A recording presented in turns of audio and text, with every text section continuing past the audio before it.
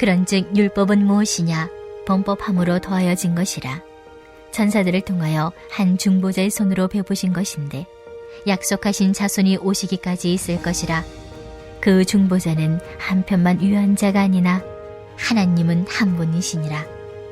그러면 율법이 하나님의 약속들과 반대되는 것이냐? 결코 그럴 수 없느니라. 만일 능히 살게 하는 율법을 주셨더라면 의가 반드시 율법으로 말미암았으리라. 그러나 성경의 모든 것을 죄 아래에 가두었으니 이는 예수 그리스도를 믿음으로 말미암는 약속을 믿는 자들에게 주려 함이라. 믿음이 오기 전에 우리는 율법 아래에 매인바 되고 계시될 믿음의 때까지 갇혔느니라. 이같이 율법이 우리를 그리스도께로 인도하는 초등교사가 되어 우리로 하여금 믿음으로 말미암아 의롭다함을 얻게 하려 함이라. 믿음이 온 후로는 우리가 초등교사 아래에 있지 아니하도다. 너희가 다 믿음으로 말미암아 그리스도 예수 안에서 하나님의 아들이 되었으니 누구든지 그리스도와 합하기 위하여 세례를 받은 자는 그리스도로 옷 입었느니라.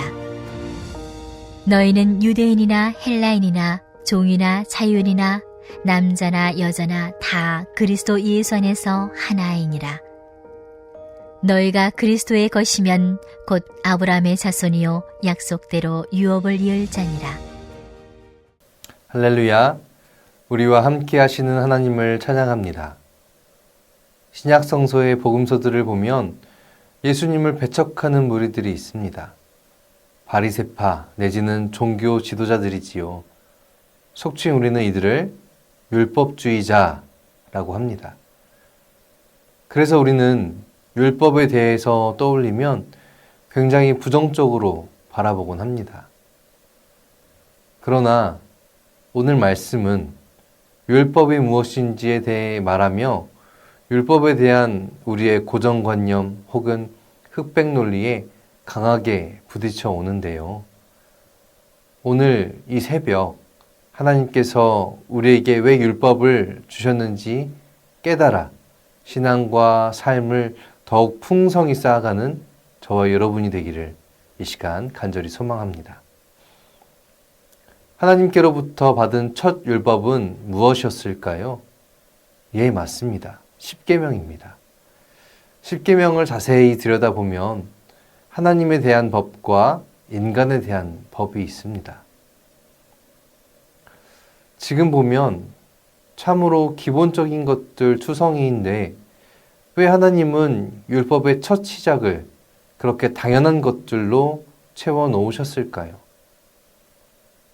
그것들을 하지 못하는 상태였기 때문입니다. 하나님만 섬기는 것을 못했고 또 부모를 공경하지 않았습니다. 살인, 강도짓, 성폭행의 무방비 상태였고 소유에 대한 개념이 전혀 없는, 그러니까 어쩌면 이들은 짐승이었다라고 해도 과언이 아닌 사람들이었습니다. 히브리 민족, 출애굽한 노예들의 모습이 바로 이렇습니다. 인간성의 상실, 하나님 형상이 완전히 무너져 내려버린 모습들이었지요. 그러니까 하나님이 이 히브리 노예들, 짐승과 같은 이들에게 왜 율법을 주셨겠는가 라고 한다면 그것은 하나님의 형상의 회복의 그 이유가 있습니다. 상실된 인간성의 회복입니다. 하나님의 모양에 따라 지어진 인간이라면 적어도 해야 할 것과 하지 말아야 할 것을 너희들이 이렇게 살아내야 한다 이르신 것이지요. 네, 율법은 바로 그것입니다. 하나님의 형상을 회복하기 위한 하나님의 찐득한 사랑이라는 것이지요. 그렇다면 그 회복은 어떻게 하는 것일까요? 그것은 살인과 강도와 성폭력이 거리낌 없던 세상에 살던 히브리 민족을 그곳에서 떼어내는 것, 그래서 그렇게 하는 것이 옳지 못한 것이라고 가르치고 또 하지 못하게 하는 것이 바로 회복일 것입니다. 그러니까 하나님의 형상을 회복하는 길은 옳지 못한 길에서 벗어나 옳은 길로 가는 것이라는 것입니다. 즉, 율법은 잘못으로부터 돌이켜 올바른 길로 행하여 하나님의 형상을 회복하는 것이다 라고 할 수 있겠습니다.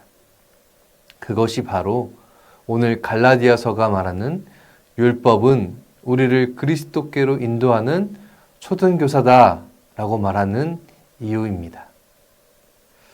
그런데 우리가 죄짓게 만드는 세상으로부터 벗어나게 하고 또 그 악함으로부터 달아나게 하는 것이 율법이라고 했는데요.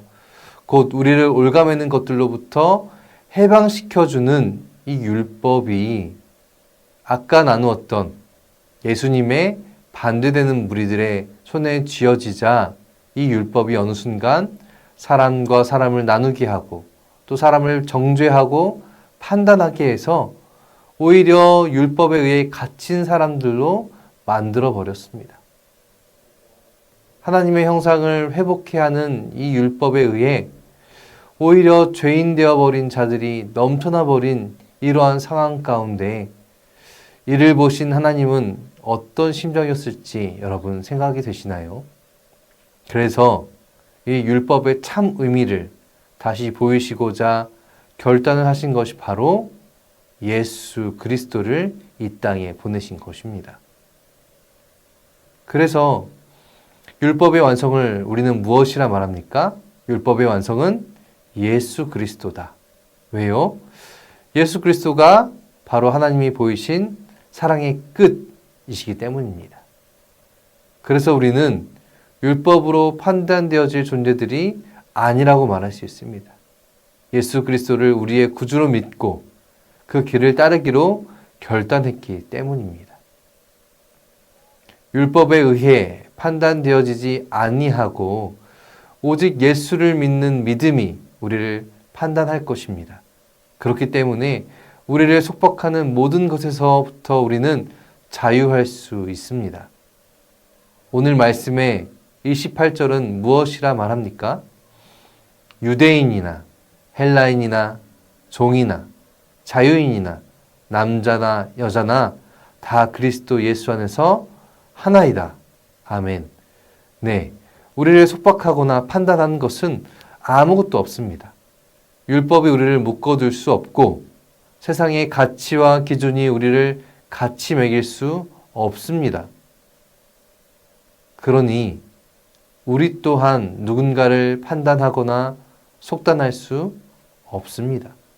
인종이든 계급이든 성별이든 질병, 재산, 권력, 명예 그 어떤 것으로도 우리는 속박당하지 않을 뿐만 아니라 속박해서도 안 됩니다. 우리는 그리스도 예수 안에서 하나입니다. 율법은 바로 그것을 보게 해주는 안경과 같은 역할인 것이지요. 세상에 갇혀 세상의 판단과 흐름대로 살아가던 우리가 율법을 통해 보게 되는 것은 하나님의 사랑, 그리스도 예수의 은혜, 성령의 이끄심, 그러니까 하나님 나라를 향해 나아가는 선하고 복된 길을 보게 되는 것입니다. 하나님은 우리를 율법으로 판단치 않으십니다. 무엇을 해서 잘했고 무엇을 안 해서 벌 받으라고 하시는 분이 아니시지요. 오히려 우리에게 주신 율법은 우리의 삶에 기회를 주시는 것과 같습니다. 한 번 더 생각해 보길, 한 번 더 다시 고쳐보길, 한 번 더 옳은 것을 선택하길 바라시는 하나님의 마음이 담겨져 있는 것이 율법이라는 것입니다. 그래서 이 율법을 통해 하나님의 형상으로 회복되고 하나님의 뜻을 행하고 하나님의 사랑을 실천하여서 진정한 삶, 진정한 신앙, 하나님 나라와 하나님의 의를 이루며 살아가는 삶을 살길 바라시는 것이 바로 율법을 주신 하나님의 마음이자 뜻입니다. 여러분, 이러한 율법을 믿고 행하시길 이 시간 간절히 소망합니다. 갈라디아서는 우리에게 율법과 그리스도를 대치시켜 그리스도만이 옳은 것임을 보이지 않습니다. 오히려 율법과 그리스도를 따라 행하는 참 그리스도의 삶을 보여주고 있습니다. 우리가 진정한 율법의 의미를 가슴에 새기고 하나님 말씀하시는 사랑의 삶을 살아내며 예수께서 보이신 그리스도의 길을 걸어간다면 우리는 아브라함의 자손이요 약속대로 유업을 이을 자가 될 것입니다. 오늘 하나님은 우리에게 하나님의 형상을 회복하라 말씀하십니다. 그리고 그리스도의 길을 따라 참 사랑의 삶을 살라 명하십니다. 우리가 그 뜻에 따라 순종하여 진짜 율법의 참 의미를 아는 사람, 진짜 율법을 지키는 사람, 예수 그리스도를 믿음으로 이제 율법을 넘어서서 하나님 나라를 이루는 사람들로 살아가기를, 그렇게 살아내기를 주님의 이름으로 축원합니다. 이 시간 함께 기도할 텐데요. 첫 번째는 말씀을 새기며 기도하겠습니다. 율법을 통해 하나님의 형상을 회복해 하시는 하나님의 사랑을 깨닫고 이제는 율법의 완성이신 예수 그리스도를 따라 사랑의 삶을 살아내는 우리가 되길 소망합니다. 두 번째 기도 제목입니다. 에베네셀 기도회를 통해 태신자들의 믿음이 되살아나길 소망합니다. 더불어 우리 또한 믿음의 경주를 달릴 힘과 소망을 얻는 시간이 되길 소망합니다. 우리 이 두 가지 제목 가지고 함께 기도하겠습니다.